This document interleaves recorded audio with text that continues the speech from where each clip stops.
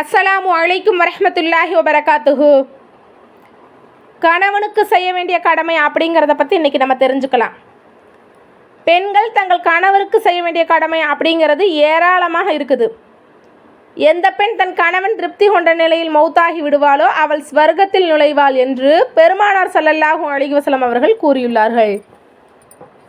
மேலும் பெருமானார் ஸல்லல்லாஹு அலைஹி வஸல்லம் அவர்கள் கூறினார்கள், ஒரு பெண் 5 நேர தொழுகையையும் தொழுது ரமலான் மாதத்தில் நோன்பு நோற்று தன் கற்பை பேணி கணவனுக்கு வழிபட்டால் ஸ்வர்க்கத்தில் தான் நாடிய வாயிலின் வழியாக நுழைவாள். சுபஹானல்லாஹ்.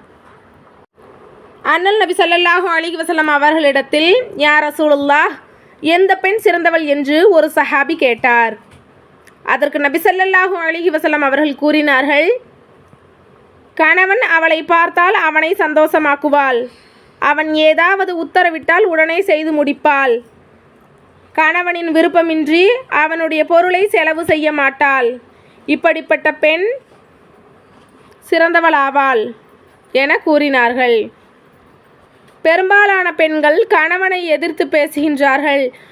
கணவர் முன்னால் முகத்தை சுளித்துக் கொள்கின்றார்கள். சிறு சிறு விஷயத்திற்கெல்லாம் கணவனை வெறுப்படைய செய்கின்றார்கள். இது மிக தீய பழக்கமாகும்.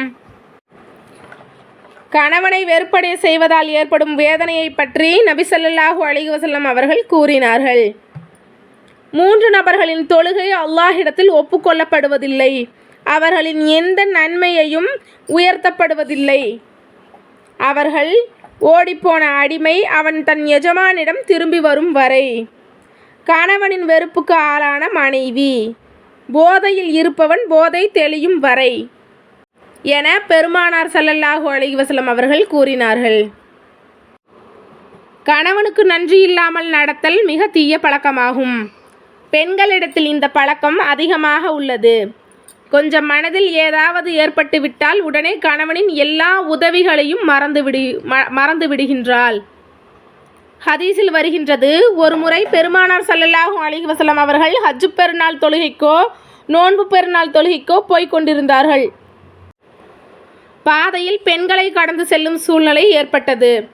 அப்போது அந்த பெண்களை பார்த்து கூறினார்கள், பெண்களே அதிகமாக தர்மம் செய்யுங்கள், ஏனெனில் நரகத்தில் நீங்களே அதிகமாக இருக்க கண்டேன் என கூறினார்கள்.